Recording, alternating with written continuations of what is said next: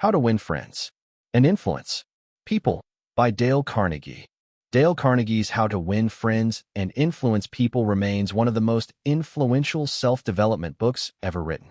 Its core ideas focus on understanding human nature, communicating with empathy, and building relationships based on respect rather than domination.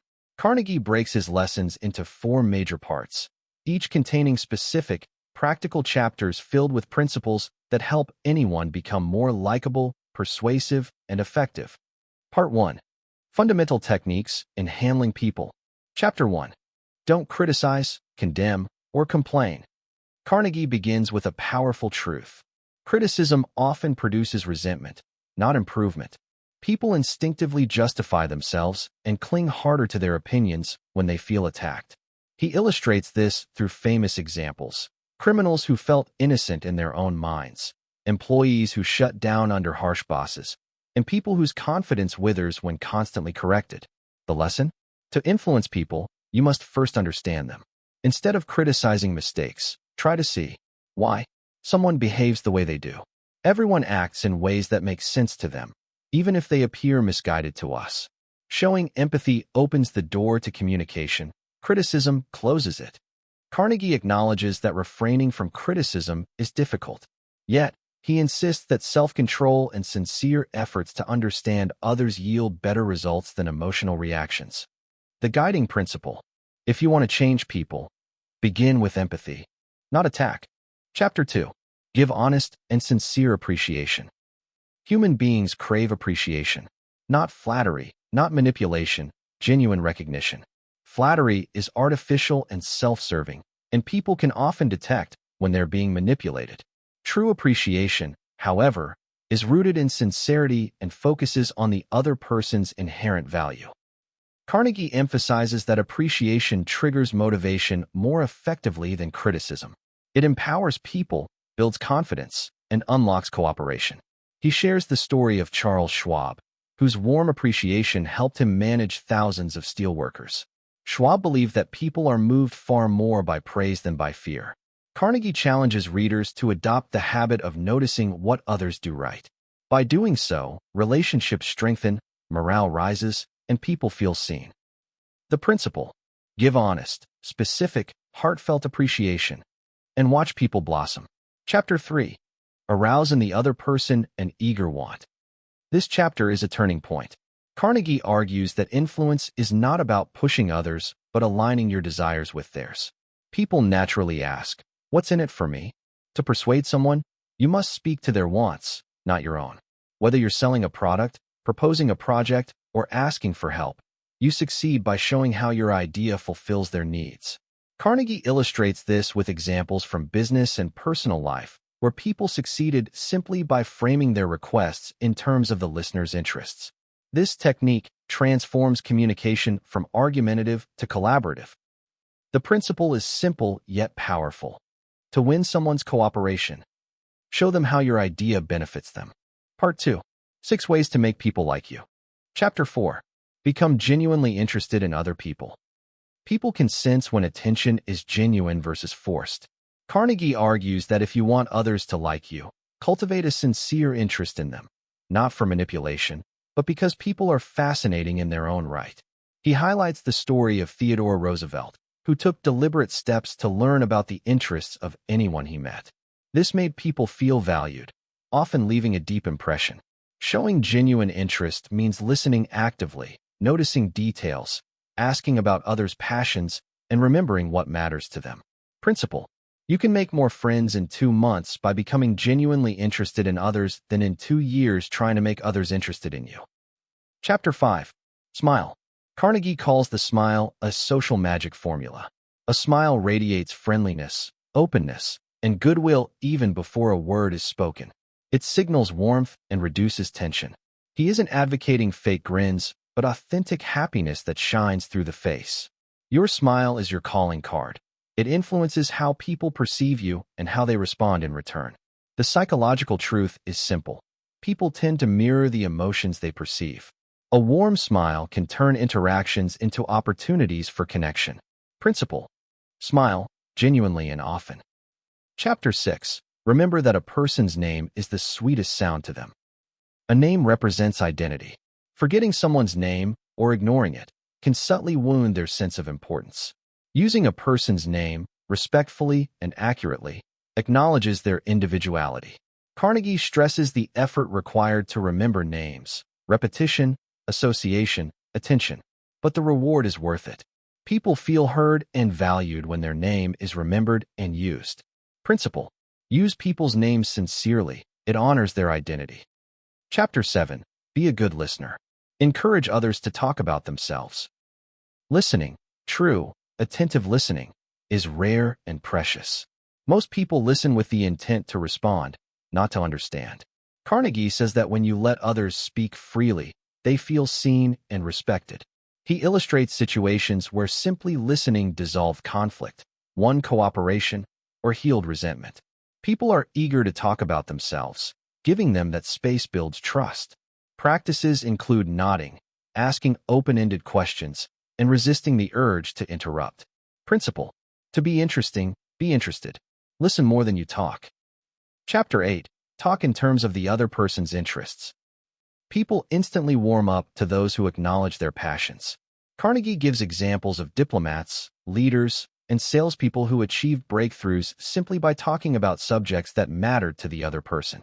Researching someone's interests or observing what they care about lets you start conversations on familiar terrain. This creates comfort and rapport. Principle: if you want someone to like you, talk about what they love. Chapter 9. Make the other person feel important, and do it sincerely. Carnegie ends Part 2 with one of his most potent ideas. The desire to feel important is universal. This desire drives human behavior more powerfully than logic or money. Yet many people ignore opportunities to make others feel valued.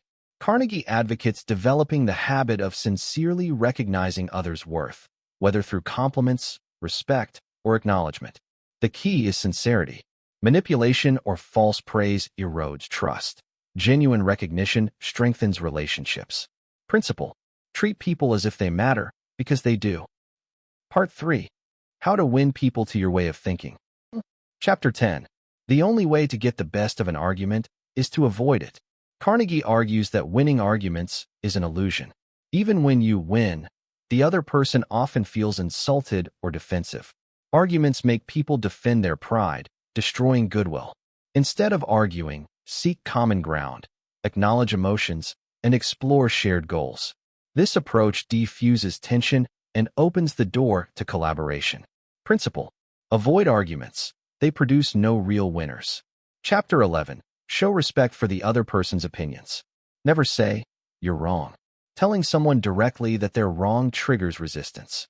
Carnegie suggests a gentler approach. Acknowledge possibilities, share your perspective carefully, and encourage exploration. Even if someone is truly mistaken, attacking them creates defensiveness. Respect bridges the gap. Humiliation widens it. Principle: if you want cooperation, preserve the other person's dignity. Chapter 12. If you're wrong, admit it quickly and emphatically. Admitting mistakes disarms criticism. Carnegie describes leaders and public figures who gained admiration by owning their errors openly instead of covering them up. Admitting fault shows humility and confidence. It creates an environment where honesty is safe, encouraging others to reciprocate. Principle: own your mistakes quickly. It earns respect and diffuses conflict. Chapter 13. Begin in a friendly way.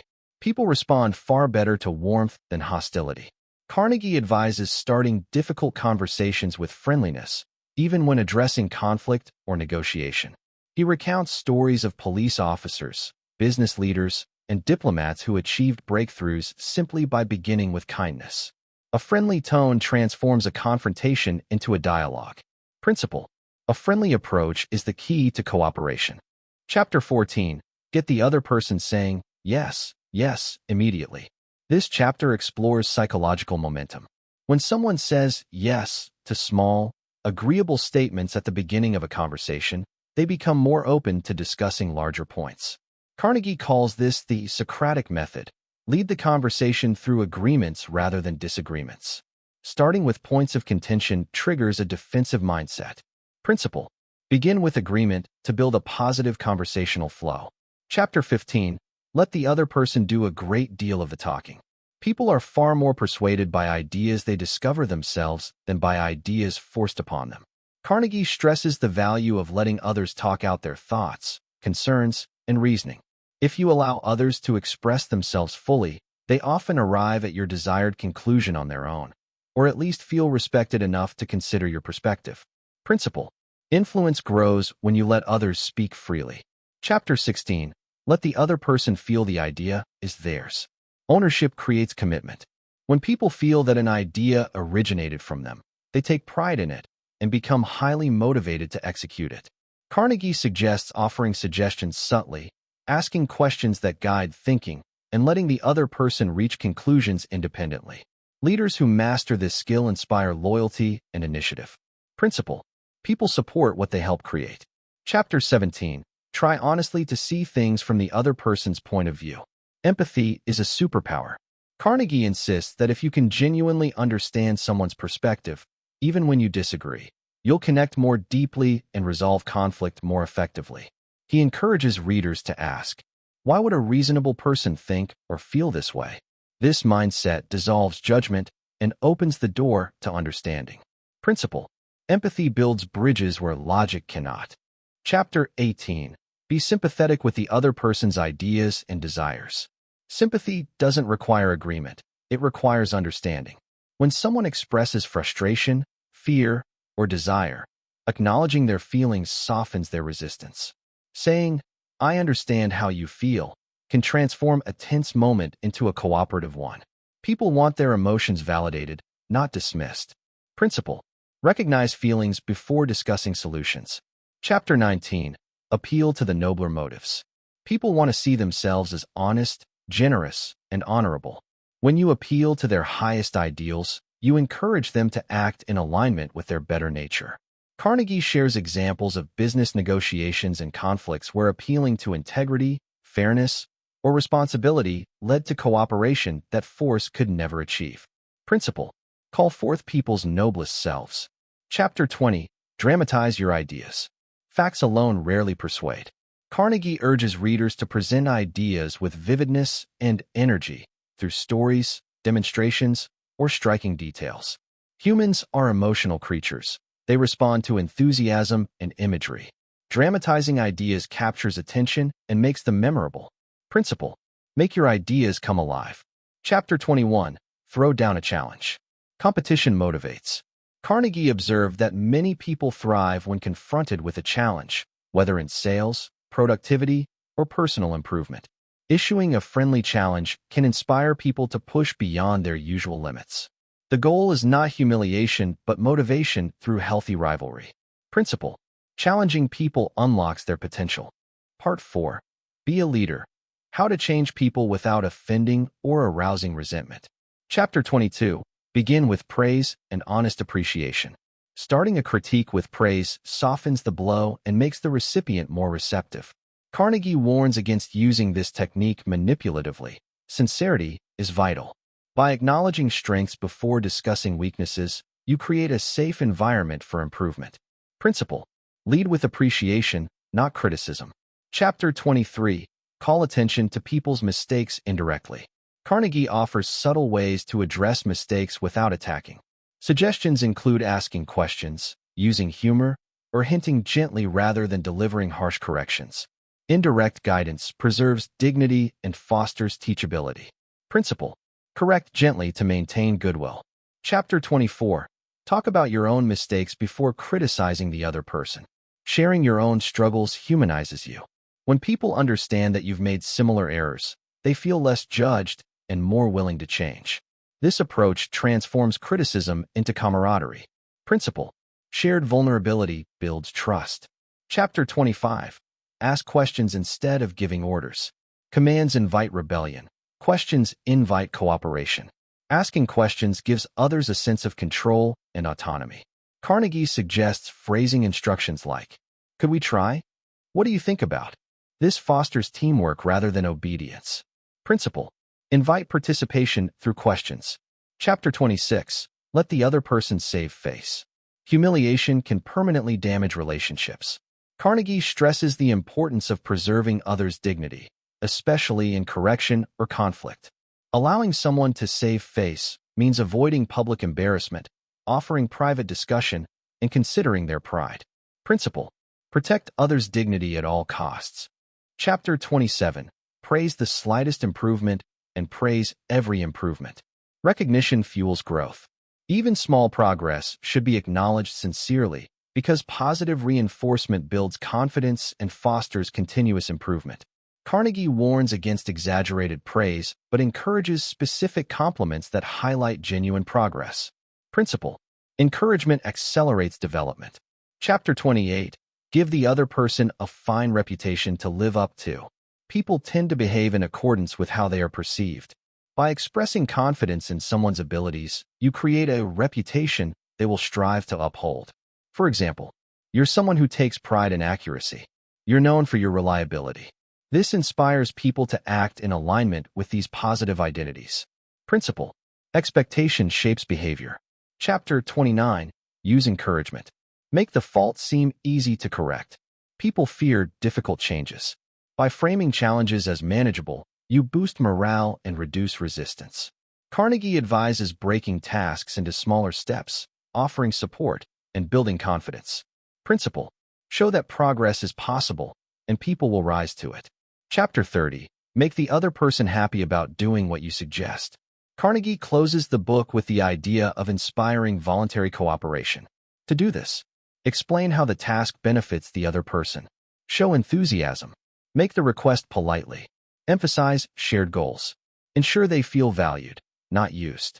When people feel appreciated and understand mutual benefits, they eagerly contribute. Principle: people cooperate gladly when they feel respected and included. Final thoughts. Carnegie's lessons revolve around empathy, respect, and genuine human connection. His principles form a timeless blueprint for harmonious relationships, whether in business, leadership, family, or friendship. At its core, the book teaches that if you help others feel valued, understood, and important, you will not only win friends and influence people, you'll enrich your own life immeasurably.